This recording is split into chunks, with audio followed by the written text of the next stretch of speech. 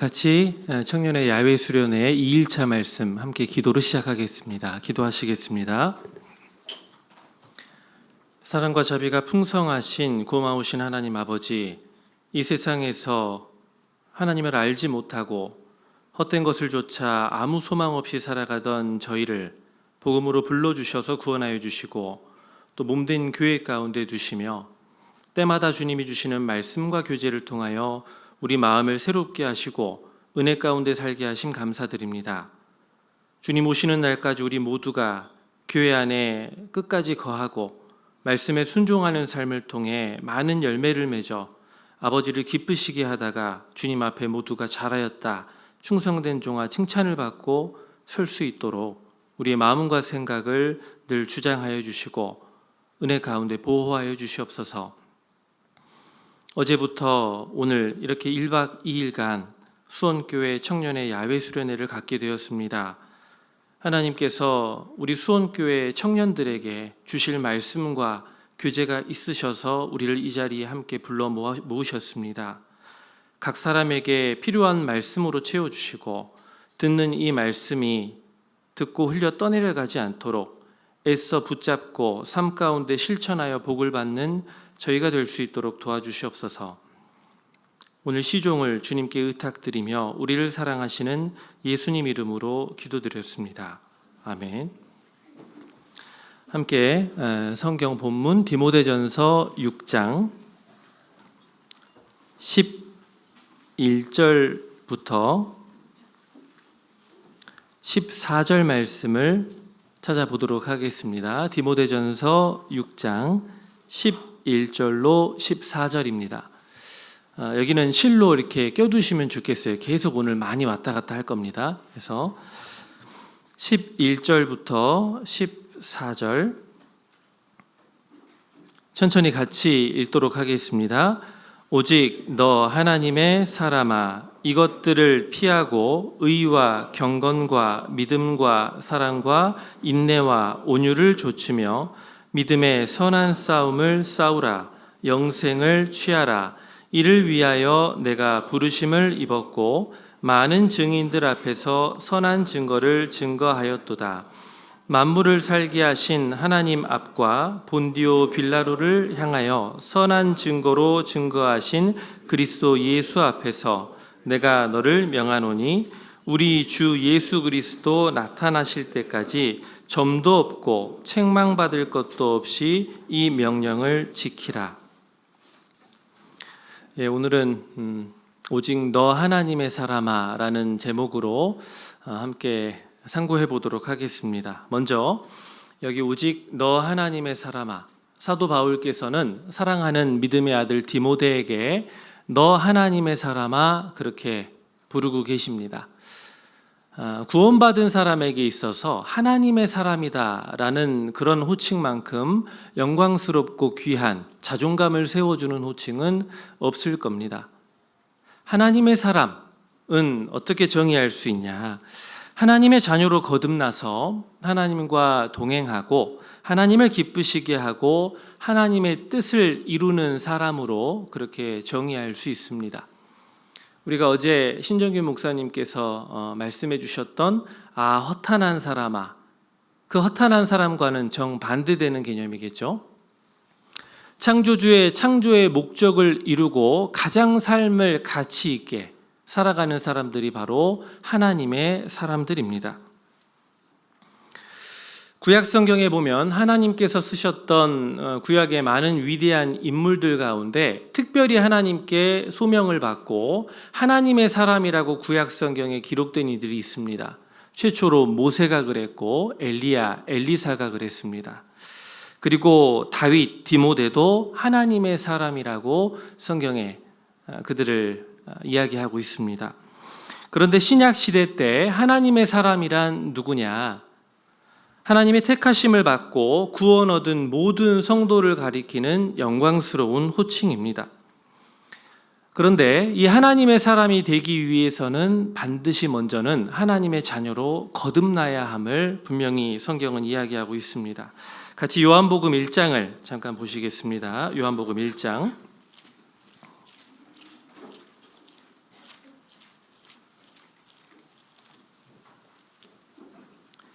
12절부터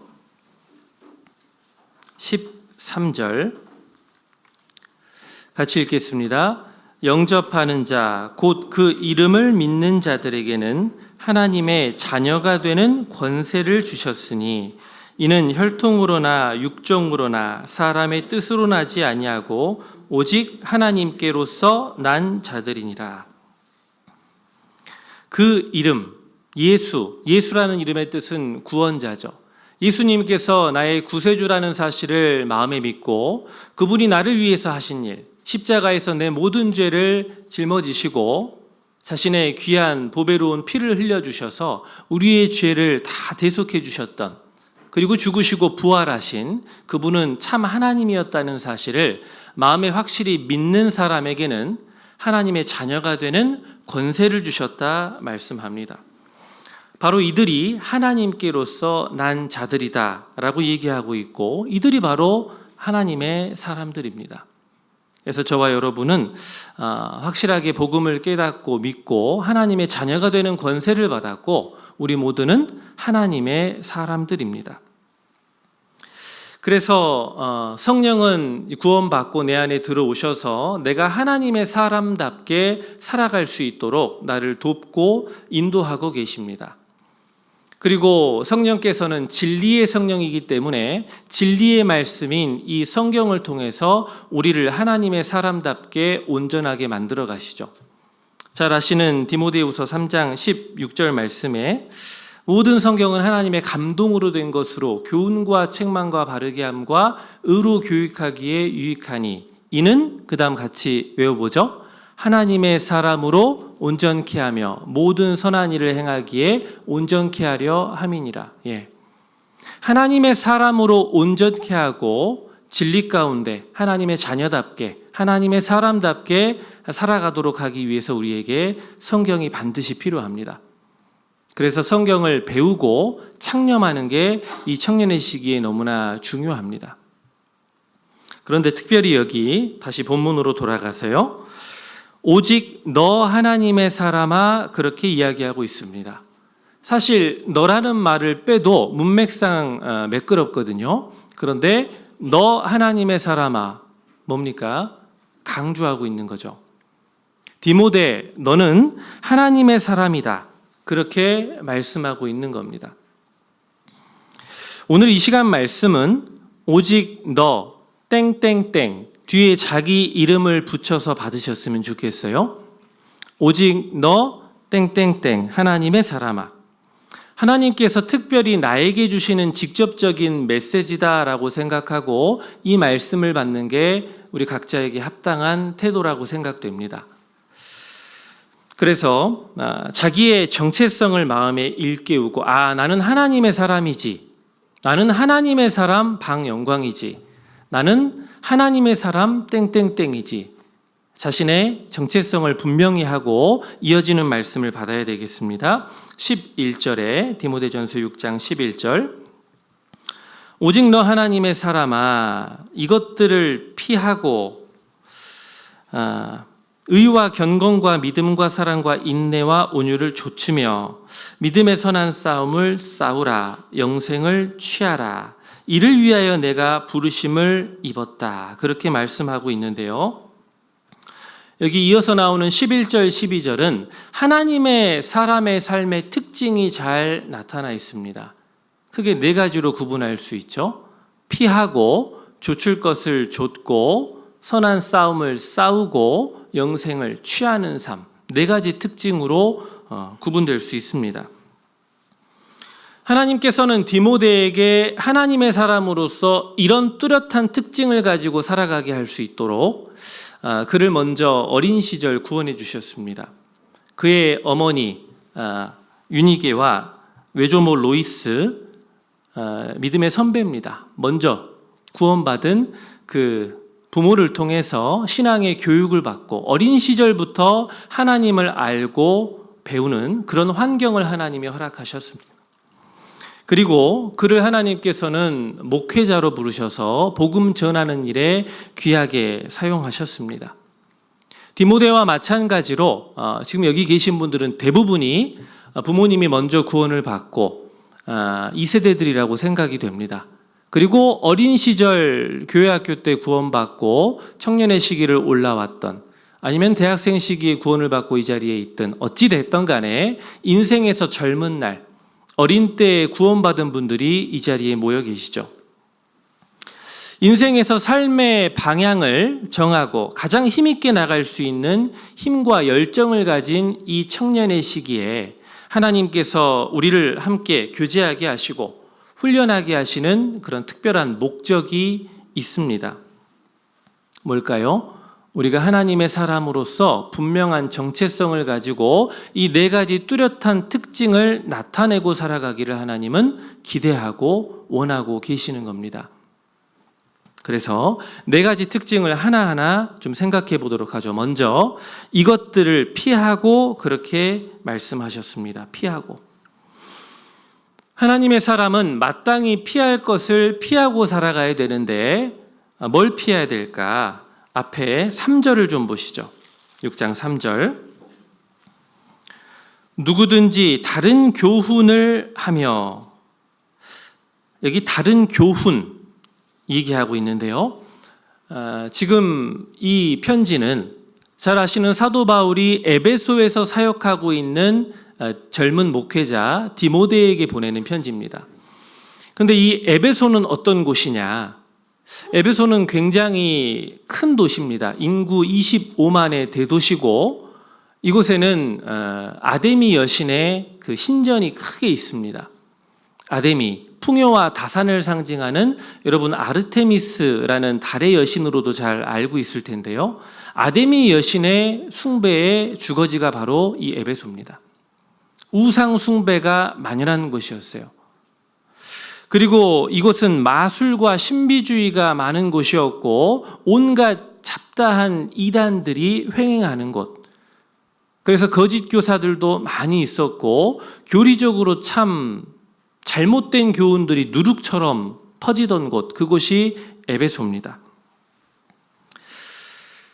예수님 시대, 그 당시에도 많은 다른 교훈들이 누룩처럼 유대인 사회에 퍼져 있었습니다. 예수님께서는 3가지 누룩을 주의하라고 경계하셨죠.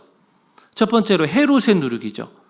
헤롯의 누룩이라는 것은 오로지 눈에 보이는 세상이 전부라고 믿는 현세주의를 얘기할 수 있습니다. 하나님도 안 계시고 내세도 없고 영혼도 없고 그냥 본능에 충실하게 잘 먹고 잘 살고 가면 그만이다. 그리고 사두개인의 누룩. 사두개인들은 하나님 계신 것은 알고 믿었고 모세오경만큼은 철저하게 지키려고 애썼습니다. 그런데 이들에게는 문제가 있었죠. 부활도 없고 영혼도 없고 내세도 없고 하나님의 심판과 상은 오로지 이 땅에서만 있다라는 그런 생각을 가지고 양심에 충실하게 도덕적으로 잘 살면 된다라고 하는 일종의 도덕주의입니다. 이 또한 잘못된 다른 교훈에 속하겠죠. 그리고 바리새인의 누룩. 바리새인들은 사두개인보다는 좀 낫습니다. 영혼이 있다는 것도 알고 믿고 내세 부활 다 알고 믿습니다. 그런데 문제는 그들은 율법을 지켜서 천국에 갈 수 있다고 믿고 율법을 지켜서 애써서 행위로 자기 의로 천국에 가려고 하는 것이 결정적인 그들의 착각이고 잘못이었습니다. 그래서 결국은 외식을 하게 되고 지키지 못하니까요. 지키는 척하게 되고 형식주의에 빠지게 되죠. 예수님 시대만 아니라 예수님께서 부활 승천하시고 오순절날 성령이 강림하시고 교회 시대가 시작됩니다. 교회 시대 때도 많은 다른 누룩이 퍼졌습니다.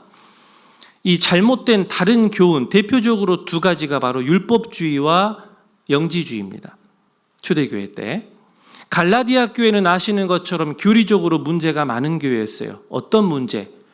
구원을 받고 믿음으로 구원받고 이후에 율법을 지켜야만 천국 갈 수 있다는, 다시 율법을 쫓아가는. 그래서 사도 바울께서 답답한 마음에 어리석도다 갈라디아 사람들아, 너희가 성령을 받은 것이 듣고 믿음으로냐 아니면 육신 율법을 행함으로냐, 너희가 이같이 어리석으냐. 사도 바울은 답답한 마음으로 갈라디아 교회 성도들에게 편지하고 있죠. 그리고 요한계시록 2장에 나오는 2장 3장에 아시아의 7교회 중에 버가모 교회가 나오는데 그 버가모 교회도 이 다른 교훈이 누룩처럼 퍼졌습니다. 발람의 교훈 그리고 니골라당의 교훈입니다. 발람의 교훈이 뭐예요? 발람의 교훈은 신앙의 동기가 하나님 영광이 아니라 재물, 세상 욕심, 명예, 동기가 잘못된 것을 얘기합니다. 겉으로는 하나님의 뜻을 행하는 것처럼 하지만 속에는 잘못된 바르지 않은 동기를 가지고 하나님의 일이라고 하는 그것이 바로 발람의 교훈입니다. 그리고 니골라당의 교훈이 뭡니까? 니골라당의 교훈은 도덕적 타락이에요. 몸으로 하나님께 영광을 돌려드려야 되는데 이 몸을 가지고 죄 짓는 데 사용하고 정당화하는 가르침, 대표적인 게 영지주의입니다. 영은 선하고 물질은 악하다. 그래서 이 육체는 악하기 때문에 어차피 이 육체 가지고 죄 짓는 것은 문제될 것이 없다. 그래서 극단적으로 나가는 사람들이 방종으로 쾌락주의로 나가고 또 육체는 악하기 때문에 이 악한 육체를 철저하게 금욕을 시켜야 된다 그래서 극단적으로 또 금욕주의로 발전하게 되는 큰 문제, 잘못된 교리가 퍼져 있었다는 겁니다. 그런데 우리 시대도 다르지 않죠. 우리 시대도 성경과 배격한 다른 교훈들이 얼마나 세상에 판치고 있습니까? 잘못된 사상들, 이신론, 무신론, 진화론, 유물론 이런 잘못된 사상에 기반을 둔 그런 학문들을 지금 사람들이 배우고 있고 접하고 있습니다. 우리가 알게 모르게 그런 영향을 받고 살아가고 있다는 사실이에요. 그래서 그것들을 피하고 주의해야 됩니다. 그렇지 않으면 우리도 영향을 받고 신앙에서 떠날 수 있어요. 믿음에서 떠날 수 있다는 사실입니다. 그러면 이런 잘못된 사상들, 잘못된 교훈을 피하기 위해서 가장 확실한 길이 무엇일까? 진리의 말씀에 적극적으로 창념하는 겁니다. 그래야 진리의 말씀을 옳게 분별할 수 있고 진리를 거스르는 다른 교훈을 피할 수 있어요. 그러므로 하나님의 사람은 여기 다시 6장 3절에 보면 누구든지 다른 교훈을 하며 바른 말 곧 우리 주 예수 그리스도의 말씀과 경건에 관한 교훈에 우리는 창념해야 됩니다. 그래야 다른 교훈을 피할 수 있어요. 자, 근데 여기 경건에 관한 교훈이라 그랬죠. 여러분 경건의 시작이 뭡니까? 경건은 하나님을 닮은 것을 얘기합니다. 우리는 하나님의 자녀답게 하나님을 닮아가는 삶을 살아가고 있죠. 매일매일. 그런데 진정한 경건은 하나님을 아는 것에서 시작돼요. 그렇기 때문에 이 진리의 말씀인 하나님의 말씀과 멀어지면 멀어질수록 우리는 불경건으로 나아갑니다.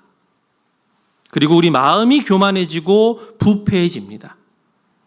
여기 뒤에 4절에 보면 저는 교만하여 아무것도 알지 못하고 변론과 언쟁을 좋아하는 자니 이로써 투기와 분쟁과 회방과 악한 생각이 나며 마음이 부패하여지고 진리를 잃어버려 경건을 이익의 재료로 생각하는 자들의 다툼이 일어난다 그랬습니다. 창념치 않은 결과입니다. 구원받은 그리스도인도 그렇게 진리의 말씀에 창념치 않으면 점점 불경건으로 나아가고 죽은 자와 방불케 죽은 자와 똑같이 그렇게 살아가게 될 겁니다. 하나님 앞에 허탄한 사람처럼 살아갈 수밖에 없다는 겁니다. 그래서 특히 청년의 시기에 어떻게 해야 되냐? 경건에 이르기를 연습하라고 말씀하고 있습니다. 앞에 4장 7절을 보시죠. 4장 7절 말씀 같이 읽겠습니다. 망령되고 허탄한 신화를 버리고 오직 경건에 이르기를 연습하라 그랬습니다. 연습하라. 자, 그럼 구체적으로 경건에 이르기를 연습한다는 건 뭘 연습해야 될까? 앞에 나오는 5절의 답이 있습니다. 5절 같이 읽겠습니다. 하나님의 말씀과 기도로 거룩하여짐이니라. 여러분 뭘 연습해야 될까요? 하나님의 말씀을 붙잡는 연습해야 됩니다. 이 세상의 마귀의 유혹, 육신의 정욕, 안목의 정욕, 이생의 자랑 이런 것들을 어떻게 우리가 쳐내야 될까요? 말씀의 검을 붙잡고 쳐내고 싸워서 이겨내는 그런 훈련을, 그런 연습을 우리는 해나가야 됩니다. 말씀의 검을 붙잡는다는 게 뭡니까? 구체적으로 하나님의 말씀을 묵상하는 거예요. 하나님의 말씀을 내 마음에 딱 담아두기 위해서 암송하는 겁니다. 그게 하나님의 말씀을 붙잡는 거죠. 그게 검을 잡는 겁니다. 그래야 검을 쓸 수 있잖아요. 그냥 주일날 와가지고 말씀 듣고 한 귀로 듣고 한 귀로 흘려나가는 그걸로 가지고는 우리 신앙을 지킬 수 없고 피할 수 없어요. 싸워 이길 수 없습니다. 부단히 내 마음의 말씀을 담아두기 위해서 복습하고 묵상하고 암송하는 거, 그것이 우리에게 필요해요. 그걸 연습해야 된다는 겁니다. 또 기도로 거룩하여짐이라 그랬죠. 뭘 연습해야 될까요? 유혹의 순간에 하나님, 제 마음과 생각을 좀 지켜주십시오 하고 기도하는 그 연습을 해야 됩니다. 유혹이 오는 순간에 기도하는 건 뭐냐? 마치 그 유혹 앞에서 주님의 눈을 마주치는 겁니다. 그게 기도하는 거예요. 왜 유혹에 넘어집니까? 유혹이 오는데 애써 주님의 눈을 외면하려는 거예요.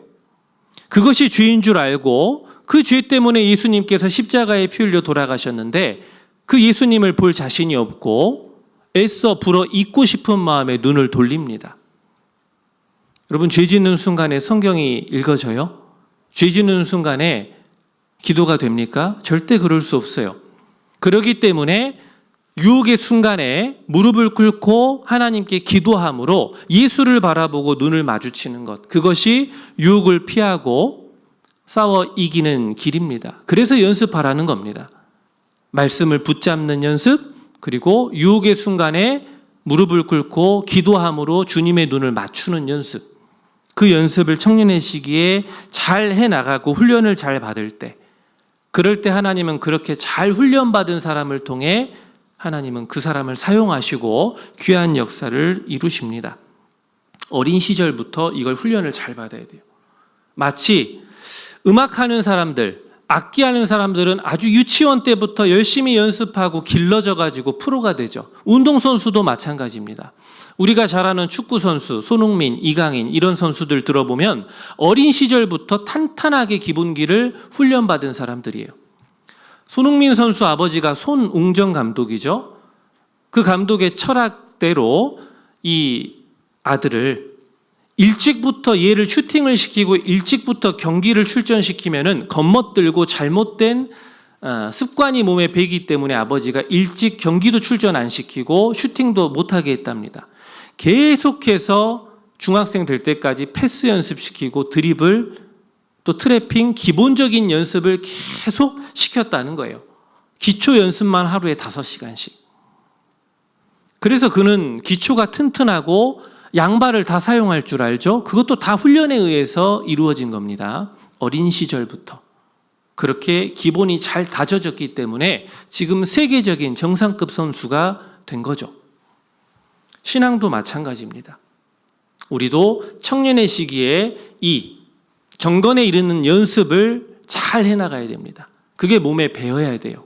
그래야 하나님 앞에 귀히 쓰임받는 인생을 살아갈 수 있습니다. 그런데 성경에 피하라는 당부의 말씀이 많이 있는데 구체적으로 어떤 것들을 피해야 될까? 대표적으로 몇 가지 피하라는 말씀 5가지를 좀 생각해 보겠습니다. 먼저 뭘 피해야 될까? 음행을 피하라고 말씀하고 있습니다. 고린도전서 6장 고린도전서 6장 18절입니다.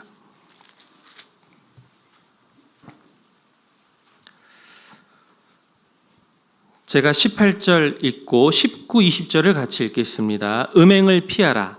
사람이 범하는 죄마다 몸 밖에 있거니와 음행하는 자는 자기 몸에게 죄를 범하느니라. 같이 읽겠습니다. 너희 몸은 너희가 하나님께로부터 받은 바 너희 가운데 계신 성령의 전인 줄을 알지 못하느냐. 너희는 너희 것이 아니라 값으로 산 것이 되었으니 그런즉 너희 몸으로 하나님께 영광을 돌리라. 뭘 피해야 되냐? 음행 피하라고 얘기하셔요.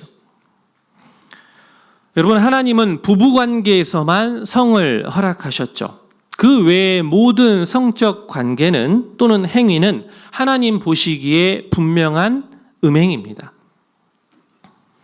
과거 혼인 전 순결을 지키는 것은 너무나 당연한 것이었습니다. 그런데 그 당연한 것이 다 무너지고 있는 시대에 우리가 살아가고 있죠. 지금은 혼전 순결 지킨다 이런 얘기하면 굉장히 답답하고 꽉 막힌 사람, 유교보이, 유교걸 이런 얘기하고 굉장히 사람들로부터 특이한 사람, 이상한 사람 취급을 받고 있습니다. 문제예요. 세상은 지금 성에 대해서 이야기하기를 자연스러운 거야. 그거 죄의식 가질 필요 없어. 양심의 소리에 귀를 닫게 만들고 있죠. 학생들을 가르치는 학교에서는 오히려 책임 있는 관계를 해야 된다. 즉 피임을 꼭 해야 된다. 그러고 피임법을 가르쳐주고 있고 성에 대해서 잘못된 가치관, 잘못된 가르침, 세태로부터 피하라고 이야기하고 있습니다. 여러분, 세상은 여러 가지 풍조가 바뀌고 세태가 바뀌어도 성경은 바뀌지를 않습니다. 성경은 음행을 피하라고, 하나님 앞에 모든 사람은 혼인을 귀히 여기고 침소를 더럽히지 말라고 얘기하셨습니다. 그리고 구원받은 하나님의 자녀는 이 몸을 가지고 육신의 정욕대로 음행하는데 하나님 앞에 몸을 그렇게 함부로 굴리지 말라고 분명하게 경고하고 당부하고 계십니다. 음행을 피해야 되겠습니다. 두 번째 뭐예요? 청년의 정욕을 피해야 됩니다. 디모데후서 2장 22절입니다. 디모데후서 2장 22절 같이 읽겠습니다. 또한 내가 청년의 정욕을 피하고 주를 깨끗한 마음으로 부르는 자들과 함께 의와 믿음과 사랑과 화평을 좇으라. 뭘 피해야 되냐? 바울은 지금 특별히 젊은 전도자 디모데에게 청년의 정욕 피할 것을 당부하고 있습니다. 왜요? 청년의 시기는 청년의 이 정욕이, 육신의 정욕이 가장 왕성할 때이기 때문에 각별히 주의해야 됨을 이야기하고 있습니다. 우리도 특별히 이것을 피해야 될 텐데요. 어떻게 하면 청년의 정욕을 피할 수 있을까요? 먼저는 그 환경을 만들지 말아야 됩니다.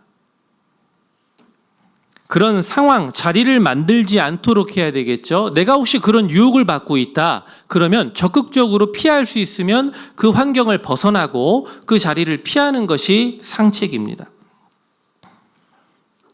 여러분, 요셉은요, 청년이었습니다. 요셉은 이 육신의 정욕이 가장 왕성한 시기에 이 유혹을 받았습니다. 어떻게 이겨냈어요? 하나님을 경외함으로 내가 하나님께 어떻게 득죄하겠습니까? 하고 단둘이 있는 그 상황에서 보디발의 아내가 옷을 붙잡고 있을 때, 가장 유혹이 가까이 와 있을 때 어떻게 했습니까? 이러지 마세요 이러고 가만히 있지 않았잖아요. 옷을 벗어두고 그 자리를 적극적으로 뛰쳐나가서 피했습니다. 환경을 피했잖아요. 청년의 정욕은 맞서 싸우는 게 아니라 피하는 거라는 것을 우리가 수도 없이 들어서 알고 있습니다. 내가 이 환경에 있으면, 내가 여기에 있으면 계속 유혹을 받겠다. 이런 자리에 내가 나가면 유혹을 받게 생겼다. 그러면 적극적으로 그런 자리를 만들지 말고 나가지 말아야죠. 적극적으로 피해야죠. 은근히 즐기는 식으로 그 자리에 앉아 있으면 결국은 넘어지게 돼 있습니다. 피해야 된다는 거예요. 그리고 어떻게 해야 될까? 뒤에 답이 있습니다.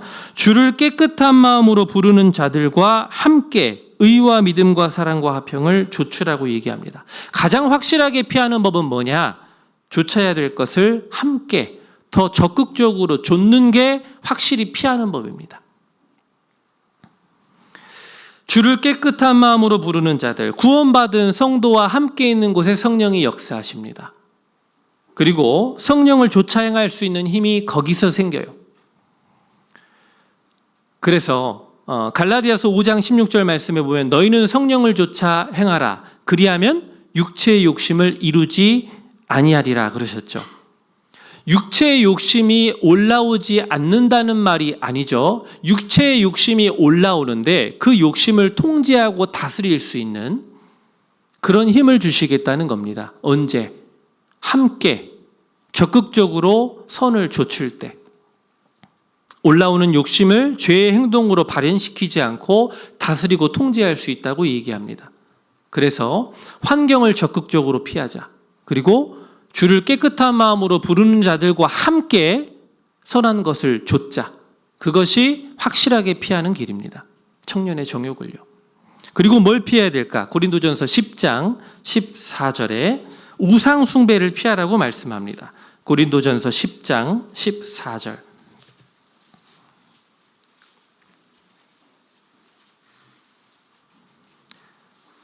같이 읽겠습니다. 그런즉 내 사랑하는 자들아 우상 숭배하는 일을 피하라. 우리 시대에 참 많은 우상이 있습니다. 과거처럼 단순히 나무 깎아 만들고 바위, 영험한 바위에다가 절하고 금신상에다가 절하고 그게 우상이 아니라 우리 시대에 더 많은, 더 다른 형태의 우상들이 많이 존재하고 있죠. 우리 시대는 취미, 오락, 예술, 발달이 극도로 되어 있는 시대에 살아가고 있습니다. 육신적으로 즐길 것들이 너무나 많잖아요. 우리 눈을 쉼없이 즐겁게 해주는 것들이 너무나 많이 있습니다. 매일매일 새롭게 나와요. 하나님과 성경을 묵상하는 시간, 조용히 하나님과 기도하고 대화하는 그런 시간으로부터 하나님과 우리 사이를 내게 하는, 가로막게 하고 방해하게 하는 요소들, 그게 전부 다 우상이 아니면 뭐겠습니까? 말씀을 묵상하고 기도할 시간은 없대요. 그런데 하루 종일 SNS, 인스타그램, 유튜브 이런 거 보는 데는 시간을 많이 할애합니다. 게임하는 데는 눈이 벌거지도록 하고, 또 운동하는 것은 꼬박꼬박해요. 필라테스 나가고 헬스 꼭 꼬박꼬박 합니다. 그런데 말씀 묵상하고 기도 꼬박꼬박 하냐? 안 하고 있어요. 여러분, 그게 자기에게 우상 아닙니까? 하나님과 내 사이를 가로막고 있는, 갈라서게 하는, 그것이 나에게 우상이잖아요. 마음 뺏기고 있는 거, 관심 빼앗기고 있는 것들이 얼마나 많습니까? 그걸 피하라고 얘기하고 있어요. 그리고 탐심은 우상 숭배라고 말씀하셨습니다. 그런데 세상의 성공이 주님 안에서 성공보다 큰 사람이 있죠. 내 마음에서요. 자신의 꿈이, 자신이 이루고자 하는 비전이 하나님이 주시는 비전보다 더 큰 사람이 있죠. 세상에서 재물을 쌓고 명예를 얻고 자기가 출세하는 거, 명예를 얻는 거, 직장에서 성공하는 것, 그것이 하늘의 영원한 영광과 상급을 쌓는 것보다 더 중하고 더 크게 여기는 사람이 있죠. 더 많은 시간과 노력과 관심을 기울이는 것이 있죠. 그게 바로 우상 숭배가 아니면 무엇이겠습니까? 그걸 피하라고 당부하고 계시는 거예요. 그런 것들에 잔뜩 마음 빼앗겨 살면 그것이 우상 숭배입니다. 그걸 피하라고 이야기하고 있어요. 여러분, 하나님의 사람은 마땅히 이것을 피해야 됩니다. 그리고 돈 얘기가 나와서 하는데요. 네 번째, 뭘 피해야 될까? 부하려 하는 것, 돈을 사랑하는 것, 그것을 피해야 된다고 분명히 얘기하고 있습니다. 요즘 많은 사람들, 특히 젊은 청년들이 주식에 그렇게 관심들이 많아요. 2030 세대들이 과한 주식 투자, 인생 베팅 해가지고 사회적으로도 우려가 많아지고 있습니다. 그런데 문제는 교회 안에도 그런 영향, 그런 사회의 풍조가 들어오고 있는 것 같아서 걱정이에요. 세상 친구들 만나면 무슨 얘기합니까? 주식 얘기하고 돈 번 얘기하죠. 야, 너 주식 안 하고 뭐 해? 야, 인생 한 방이야. 너 비투해. 그렇게 자꾸 여러분을 부추길 겁니다. 그리고 자기가 주식으로 돈 번 것에 대해서 자랑하는 말을 들 거예요. 야, 너 이 차 어떻게 뽑았어? 아, 나 주식해가지고 차세로 바꿨어. 야, 나 집도 샀어. 이런 얘기를 들을 때 여러분 마음이 자꾸 요동치죠. 아, 나도 어떻게 재테크 해서 뭐 주식해야 되는 거 아니야? 자꾸 그런 마음에 충동을 받을 수 있습니다. 그것이 세상 살아가는데 지혜인 것 마냥 그렇게 세상은 얘기하죠. 그런데 성경은 뭐라고 얘기합니까? 성경은 뭐라고 교훈하고 뭐라고 가르치고 계셔요? 디모데전서 다시 본문으로 돌아가서 6장 9절부터 10절입니다. 9절부터 10절을 같이 읽겠습니다. 부하려 하는 자들은 시험과 올무와 여러 가지 어리석고 해로운 정욕에 떨어지나니 곧 사람으로 침륜과 멸망에 빠지게 하는 것이라. 돈을 사랑함이 일만하게 뿌리가 되나니 이것을 사모하는 자들이 미혹을 받아 믿음에서 떠나 많은 근심으로써 자기를 찔렀도다. 성경에서는 부하려고 하는 것, 돈을 사랑하는 것을 피하라고 말씀하고 있습니다. 17절을 보시죠. 내가 이 세대의 부한 자들을 명하여 마음을 높이지 말고 정함이 없는 재물에 소망을 두지 말고 오직 우리에게 모든 것을 후히 주사 누리게 하시는 하나님께 두며. 뭘 피해야 되냐? 정함 없는 재물에 소망을 두는 것. 여러분, 정함 없는다는 것은 영어로 uncertain, 불확실한 재물입니다. 여러분, 재물은요, 내가 쌓는다고 내가 취할 수 있는 게 아니잖아요. 시편 39편 6절에 보면 진실로 각 사람은 그림자같이 다니고 헛된 일에 분유하며 재물을 쌓으나 누가 취할는지 알지 못하나이다. 예. 아무리 재물을 쌓은들 하루아침에 그것이 내 수중에서 빠져나가고 다른 사람 주머니에 들어가기도 하고, 재물은 그래요. 정함이 없는 재물입니다. 그러니 잠언 23장 5절에 부자 되기에 애쓰지 말고 네 사사로운 지혜를 버릴지어다. 네가 어찌 허무한 것에 주목하겠느냐. 정령 재물은 날개를 내어 하늘에 나는 독수리처럼 날아간다고 말씀하고 계십니다. 그렇기 때문에 부하려고 하는 생각, 재물, 거기에 치심하는 그런 생각을 피하고 그거로부터 벗어나야 된다고 말씀하고 있습니다. 하나님의 사람이 정말 주목하고 얻어야 될 소망이 뭘까요? 주식으로 한탕 노려서 큰돈 만져보는 게 아니지 않습니까? 그게 우리의 소망이 아니잖아요. 현명한 재테크에서 내 재산을 불리는 그런 재미를 보는 게 우리의 소망이 아니지 않습니까? 우리의 소망이 뭐예요? 썩지 않고 더럽지 않고 쇠하지 않은 영원한 기업을 얻는 거, 그게 우리의 소망입니다. 그걸 피하라고 말씀하고 있어요.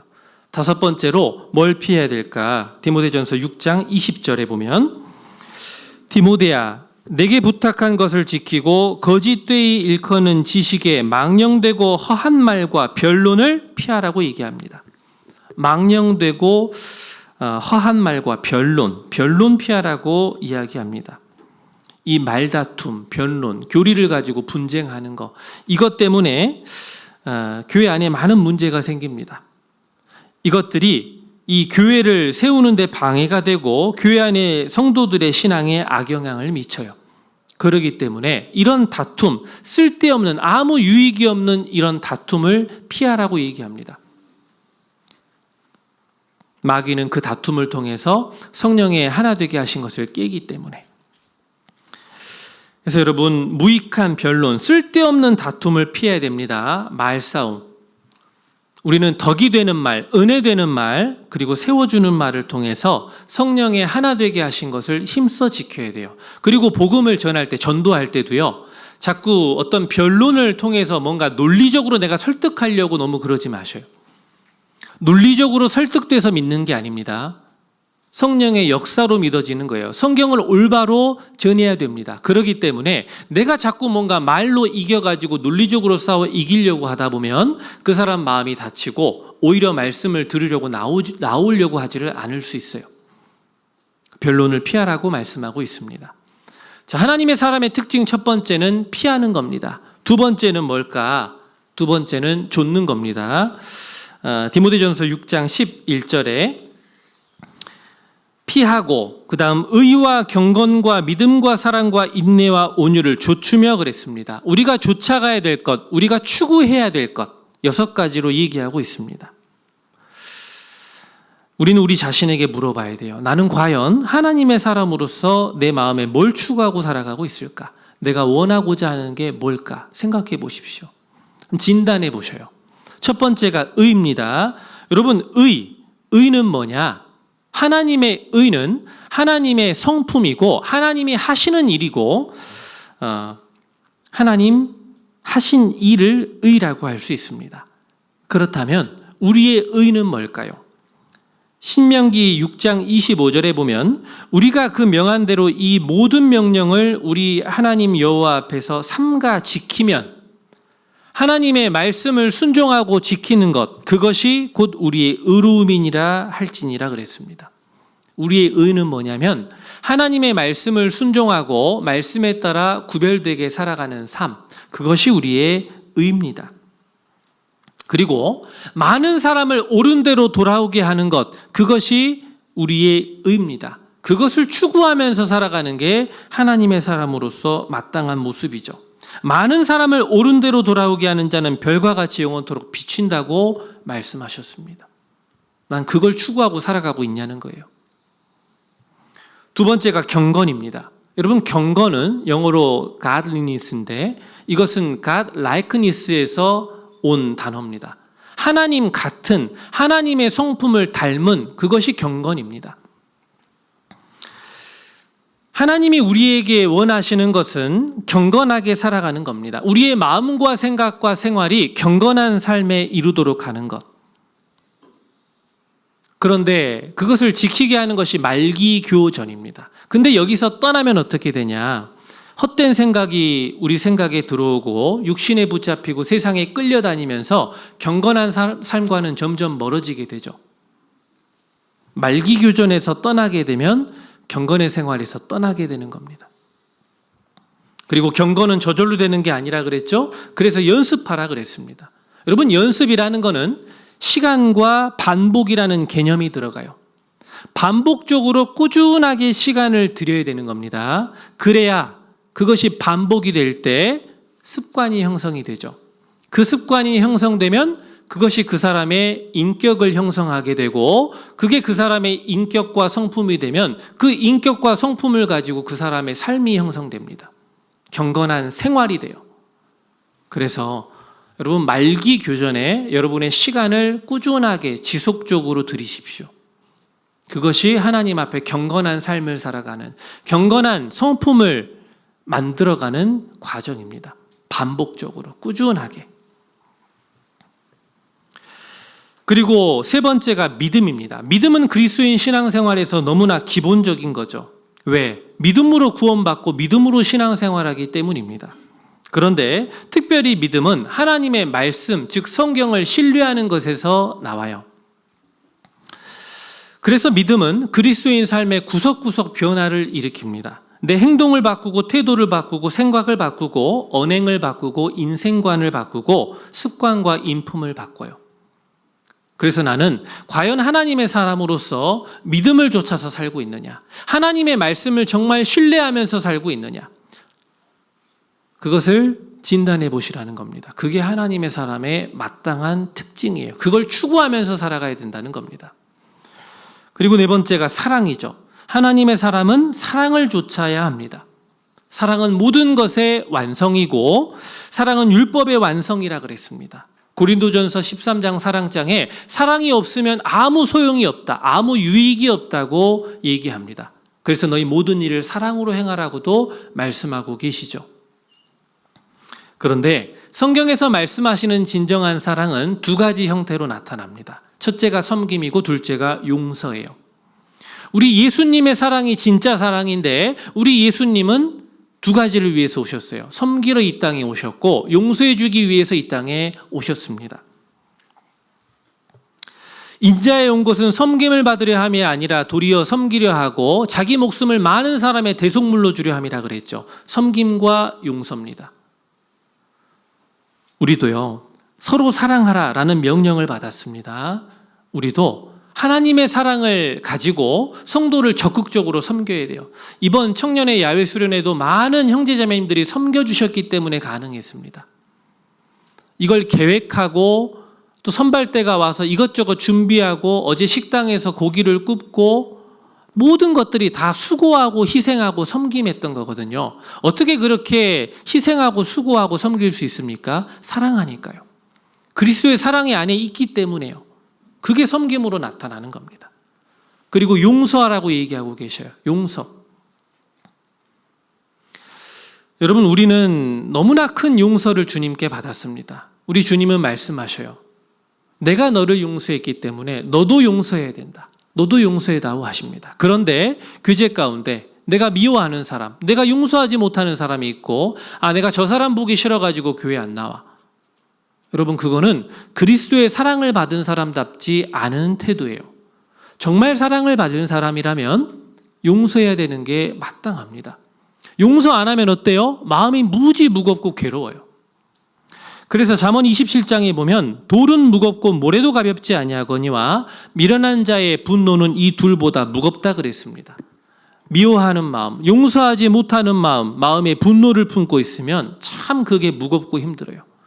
내 신앙생활을 밝게 힘있게 생동감 있게 못하게 됩니다. 교회 오면 당장 그 사람 어디 있는가 살피게 되고요. 그 사람 피하고 다니고 마음의 평강이 다 깨져 있어요.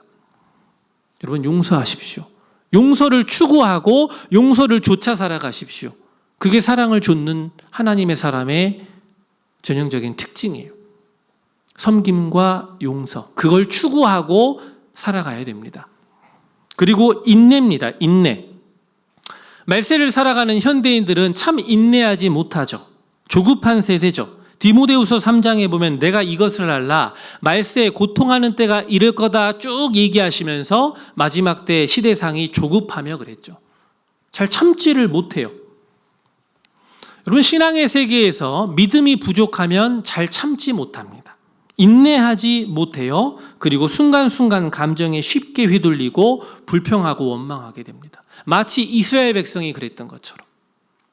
이스라엘 백성들은 출애굽을 경험했어요. 하나님의 놀라운 구원과 능력을 체험했습니다. 그런데 사흘길 가다가 먹을 게 없고 물이 없으니까 당장에 사흘길 가다가 마라 발견했습니다. 야, 물인가 보다 봤더니 쓴물이에요. 당장에 하나님 원망하고 불평했습니다. 그런데 아시잖아요. 하나님이 그들에게 주시고자 하는 건 사실 마라가 아니었죠. 좀 더 가면은 엘림이 있어요. 오아시스가 있어요. 하나님은 거기까지 그들을 인도하려는 계획과 선하신 뜻이 있습니다. 그런데 이스라엘 백성들은 인내하지 못하고 기다리지 못했어요. 뭔 문제입니까? 믿음 문제였어요. 믿음에 문제가 있어서 기다리지 못하고 인내하지 못했던 대표적인 예가 또 누굽니까? 사울이죠. 사울 왕은 정한 기한 1회 동안 기다렸습니다. 근데 끝까지 기다리지 않았잖아요. 사무엘이 올 때까지 기다려야 되는데 육신의 눈을 들어서 보니까 백성들이 막 요동합니다. 그리고 블레셋 사람들이 모여가지고 치러 올라오려고 하는 것 같고 육신의 눈을 들어보니까 못 참겠는 거예요. 못 견디겠는 겁니다. 자기가 번제를 드리지 않습니까? 그는 기다림에서 실패했고 신앙에서 실패했어요. 왜요? 믿음 문제였습니다. 그럼 반면 우리가 어제 배웠던 아브라함은 어떤 사람입니까? 아브라함은 인내에서 기다림에서 성공한 사람이에요. 아브라함은 믿음이 있었던 사람입니다. 그래서 히브리서 6장 15절에 보면 저가 이같이 오래 참아 약속을 받았느니라. 아브라함은 이삭 얻기까지 25년 걸렸죠. 오랜 시간 동안 믿음을 가지고 인내하고 기다려서 약속을 받았습니다. 욥의 인내를 성경은 보라고 얘기하고 있죠. 보라, 인내하는 자를 우리가 복되다 하나니 너희가 욥의 인내를 들었고 주께서 주신 결말을 보았다. 여러분, 욥기 마지막 장의 결말 다 아시잖아요. 하나님이 잃었던 것들 전부 다 정확하게 2배나 갑절이나 하나님이 돌려주시는 것을 우리가 보고 있지 않습니까? 성경은 말씀합니다. 믿음을 가지고 인내하라고. 그게 복받는 길이라고. 기다림에서 성공해야 된다고. 진정한 믿음은 기다림이라고 우리에게 이야기하고 있습니다. 그래서 히브리서 12장 1절에는 인내로서 우리 앞에 당한 경주를 경주하라고. 여러분, 우리의 신앙생활은 경주인데 뭘로 경주하는 거냐? 인내로서 경주하는 겁니다. 그리고 하나님의 사람은 온유를 좇아가야 됩니다. 온유가 뭐예요? 우리 예수님의 성품이요. 나는 마음이 온유하고 겸손하니 내게 나의 멍에를 메고 내게 배우라. 그러면 너희 마음이 쉼을 얻으리라고 말씀하셨습니다. 온유가 뭐예요? 하나님의 말씀에 묵묵하게 순종하는 것. 멍에를 주셨으면 묵묵하게 주인의 뜻에 따라서 길을 걸어가는 것. 그게 온유입니다. 내 고집, 내 지혜 이런 것들 다 버리고 나는 하나님의 사람이 됐으니 하나님의 뜻대로 하나님이 명하시는 대로 순종의 길을 걸어가겠습니다. 작정하고 살아가는 거, 그게 온유를 좇아 사는 삶이에요. 그게 하나님의 사람의 특징입니다. 자, 세 번째 하나님의 사람의 특징, 본문 디모데전서 6장 12절 보면 믿음의 선한 싸움을 싸우라 그랬죠. 하나님의 사람의 세 번째 특징은 싸우는 겁니다. 여러분, 우리는 군사로 부르심을 입은 사람들이에요. 우리는 계속 싸우고 있습니다. 내 육체와 싸우고, 죄의 유혹과 싸우고, 사탄 마귀와 싸우고, 이단 교리와 싸우고, 내 게으름과 인색함과 싸우고 있고, 용서하지 못하는 마음과 불평 불만과 싸우고 있습니다. 계속 내 마음이 전쟁터죠. 하나님의 사람은 군사로서 마땅히 싸워야 돼요. 그런데 믿음의 선한 싸움을 싸우지 않는다. 그건 하나님의 사람이 아닙니다. 사도 바울은 내가 내 몸을 쳐서 복종케 한다 그랬습니다. 왜요? 하나님께 쓰임받는 데 있어서 자신의 육신에게 져서 넘어지면 자신이 쓰임받는 데 도중에 실격자가 될까? 그걸 두려워했거든요. 우리도 뭘 두려워해야 될까요? 내 자신과의 싸움에서, 마귀와의 싸움에서, 세상과의 싸움에서 져서 하나님 앞에 귀하게 쓰임받는데 실격자가 될까? 그걸 우리도 두려워해야 됩니다. 그리고 우리는 이왕 군사로 부르심 받은 김에 그냥 군사 말고요. 이왕 군사면 어차피 한 번뿐인 인생인데 좀 좋은 군사 돼야 되겠잖아요.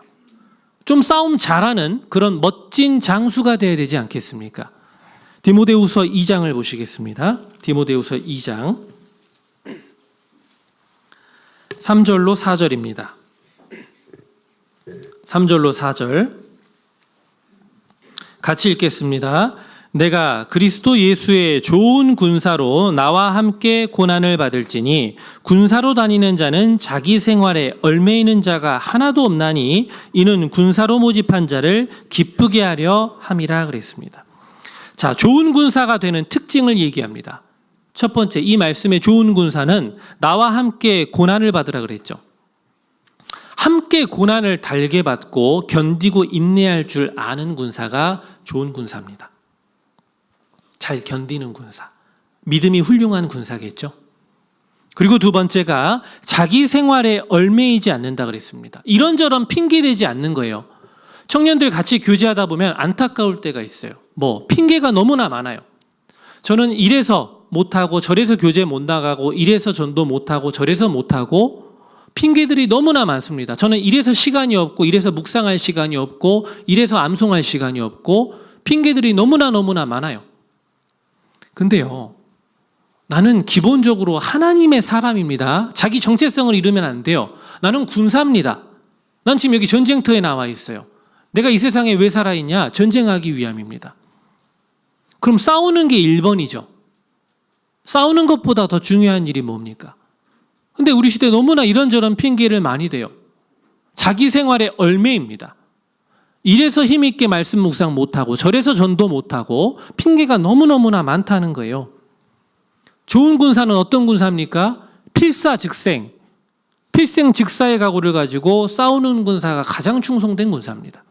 오로지 하나의 포커스를 두고 몰두하는, 집중할 줄 아는 군사가 좋은 군사예요.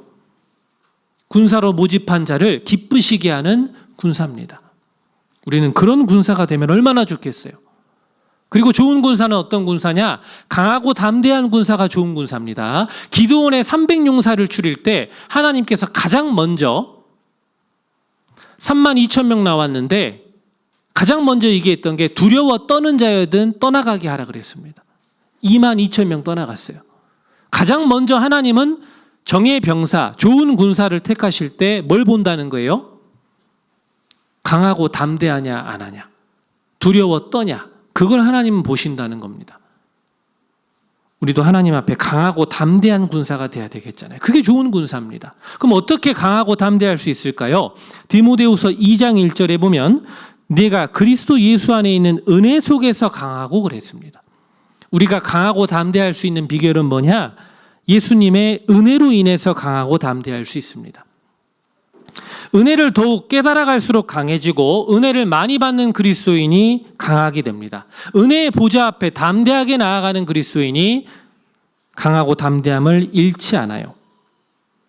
우리는 참 연약하고 넘어지기 일쑤죠. 좀 각오하고 결심했는데 금방 넘어지고 좌절하고. 그럴 때 어떻게 해야 될까요? 은혜의 보좌 앞에 담대하게 나가야 돼요. 때를 따라 돕는 은혜를 얻어야 됩니다. 때를 따라 돕는 은혜가 뭐예요? 내가 좌절하고 넘어져 있을 때, 연약해 있을 때, 그때 일으켜 주시는 때를 따라 돕는 은혜를 얻으려면 어떻게 해야 됩니까? 나아가야 돼요. 더 적극적으로 담대함을 가지고 말씀 앞에, 교제 앞에 나와야 돼요. 야, 내가 이런 죄를 가지고 있는데, 내가 이렇게 살고 있는데 어떻게 저 거룩한 빛 가운데 나가? 내가 어떻게 저 형제자매들 얼굴을 봐? 내가 어떻게 말씀 앞에 나아가? 땡입니다. 그럴수록 더 적극적으로 말씀 앞에 나가고 더 적극적으로 교제 안에 나와야 발을 씻김 받을 수 있죠. 지금 잔뜩 더러운 게 묻어 있는데 빨리 씻어야 될 거 아닙니까? 씻으려면 발을 내놔야 된다고요. 나와야 된다는 겁니다.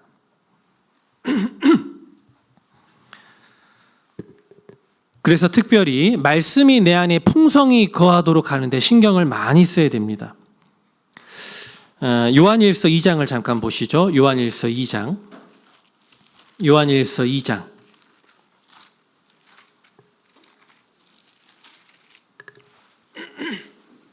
요한일서 2장. 여기 12절부터 보면 12절에 자녀들아, 13절에 아비들아, 14절에 아이들아, 또 청년들아 이렇게 얘기하는데요. 신앙을 얘기하고 있죠. 우리 모두 다 하나님 앞에 자녀들이고 어린아이의 신앙이 있고 청년의 신앙이 있고 아비의 신앙으로 점점 자라가야 됩니다. 그런데 여기 청년의 특징이 잘 나타나 있어요. 여기 14절 중반 끝에 보시면 14절 중후반입니다. 청년들아, 내가 너희에게 쓴 것은 너희가 강하고 하나님의 말씀이 너희 속에 거하시고 너희가 흉악한 자를 이기었음이니라. 여러분, 여기 청년들이 어떻게 강하고 어떻게 흉악한 자를 이겼어요? 하나님의 말씀이 너희 속에 거하시고, 하나님의 말씀이 풍성히 거할 때 그때 마귀를 싸워 이길 수 있습니다. 자기 육신과 싸워 이길 수 있어요. 그래서 말씀을 풍성히 거하게 하십시오. 그게 이기는 길입니다. 그게 담대하고 강한 길입니다. 또 믿음을 키워서 믿음의 방패를 크게 튼튼하게 하십시오. 우리는 하나님의 전신갑주를 입고 한 손에는 믿음의 방패, 한 손에는 성령의 검을 가지고 싸우죠. 가장 확실한 방어구가 뭐예요? 믿음의 방패입니다. 믿음의 방패를 크고 견고하게 세워야 됩니다. 마귀는 자꾸 우리 생각을 공격해요. 생각, 구원 의심 들게 만들고 이런 생각도 넣겠죠. 야, 너 이거 수련회 와가지고 네가 각오하고 결심한들 너 어차피 조금 있으면 또 넘어질 거잖아. 내가 각오한다고 결심한다고 되겠어? 그런 의심, 불신의 마음도 자꾸 내 생각에, 마음에 집어넣으려고 할 겁니다. 어떻게 쳐내야 될까요? 어떻게 막아야 될까요? 믿음의 방패를 앞세워야죠. 믿음을 키워야죠. 말씀에 대해서 신뢰해야죠. 아, 성경이 그렇게 말씀하시니까 나는 믿고 그렇게 해봐야 되겠다. 믿음의 방패를 앞세우십시오. 그리고 하나님의 사람의 네 번째 특징이 바로 영생을 취하는 겁니다. 다시 본문으로 돌아가서 디모데전서 6장 네 번째가 12절에 6장 12절 믿음의 선한 싸움을 싸우라 영생을 취하라 그랬습니다. 나 영생 얻었는데? 예, 구원받을 때 이미 영생 얻었죠. 그런데 영생을 취하라는 말씀은 뭘까? 영생 얻은 자로서 합당한 삶을, 정상적인 신앙생활을 살라고 얘기하는 겁니다. 그게 영생을 취하는 겁니다. 다시 말해 영생 얻은 사람답게 사는 게 영생 취하는 거예요. 로마서 8장에 그러므로 형제들아 우리가 빚진 자로 돼 육신에게 져서 육신대로 살 것이 아니니라. 너희가 육신대로 살면 반드시 죽을 것이로되 영으로서 몸의 행실을 죽이면 살리니, 그렇게 말씀했습니다. 만약에 구원받은 사람이 자꾸 육신에게 져가지고 육신대로 산다. 그건 영생을 취하지 못하는 모습입니다. 영생은 얻었는데 영생을 취하지 못하고 있는 삶이에요. 그래서 우리는 영생을 얻은 사람답게 마땅히 영원한 것을 추구하고 영원한 말씀을 사모하고 영원히 함께할 성도들과 함께 교제하는 것을 기뻐하고 즐거워하고 그 속에서 기쁨을 얻고 영생을 얻도록 하는데, 전도하는데 열정을 가지고 동참하는 것, 그게 영생을 취하는 겁니다. 자, 그런데 여기도 영생 얻은 자라고 하나님의 사람이라고 말은 하는데 어떤 형제자매님은 더 좋은 직장, 더 좋은 출세, 더 좋은 육신의 조건을 구하기 위해서 영생 취하는 일인 신앙생활을 소홀히 한다? 말씀과 교제는 소홀히 한다? 여러분, 정말 영생 얻은 사람이라면 무엇보다 귀하게 생각하고 추구해야 될 것이 영원한 것이잖아요. 근데 그렇게 교제하고 신앙생활하고 전도하는 게 시시해 보인다? 하찮은 것처럼 보인다? 그리고 그것들은 뒷전이다. 그리고 지금 이런 얘기를 하는데도 자기 스스로 심각성을 못 깨닫고 있다. 그게 무슨 문제야? 라고 생각하고 있다면 그건 하나님의 사람의 모습이 아닌 겁니다. 그래서 마땅히 영생을 취해야 되는데 영생 얻은 자가 아닌지 심각하게 진지하게 고민해 봐야 돼요. 어제도 말씀에 혹시 내가 허탄한 사람에 속하는 사람이 아닌지 점검해 보라고 말씀하셨잖아요.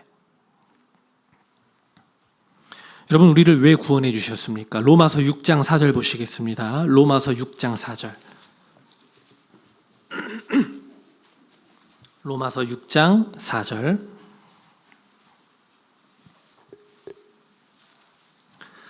그러므로 우리가 그의 죽으심과 합하여 세례를 받음으로 그와 함께 장사되었나니. 예, 우리는 예수님의 죽으심과 부활이 내 죽음과 부활이 됐어요. 난 그렇게 구원받았습니다. 그런데 이는 왜 구원해 주셨냐? 아버지의 영광으로 말미암아 그리스도를 죽은 자 가운데서 살리심 같이, 나머지를 같이 읽겠습니다. 우리로 또한 새 생명 가운데서 행하게 하려 함이니라. 왜 구원해 주셨냐? 새 생명 가운데서 행하게 하려고, 영생을 취하게 하려고, 새 생명 얻은 사람처럼 살아가게 하려고 우리를 구원해 주셨다라고 말씀합니다. 그래서 하나님의 사람이라면 하나님의 사람답게 영생을 취하는 삶, 우리가 그렇게 살아가야 되겠습니다. 다시 본문으로 돌아가세요. 디모데전서 6장 12절입니다. 자, 그렇게 네 가지 특징을 뚜렷하게 나타나고 살아가야 되는데 13절, 만물을 살게 하신 하나님 앞과 본디오 빌라도를 향하여 선한 증거로 증거하신 그리스도 예수 앞에서, 지금 하나님 앞과 예수 그리스도 앞에 굉장히 진지하게 엄숙하게 지금 명령하고 있는 겁니다. 내가 너를 명하노니, 14절을 같이 읽겠습니다. 우리 주 예수 그리스도에 나타내실 때까지 점도 없고 책망받을 것도 없이 이 명령을 지키라. 여러분, 이 명령이 디모데에게만 국한된 명령입니까? 아니잖아요. 너 하나님의 사람, 나에게 하나님이 지금 엄하게 하시는 명령이에요.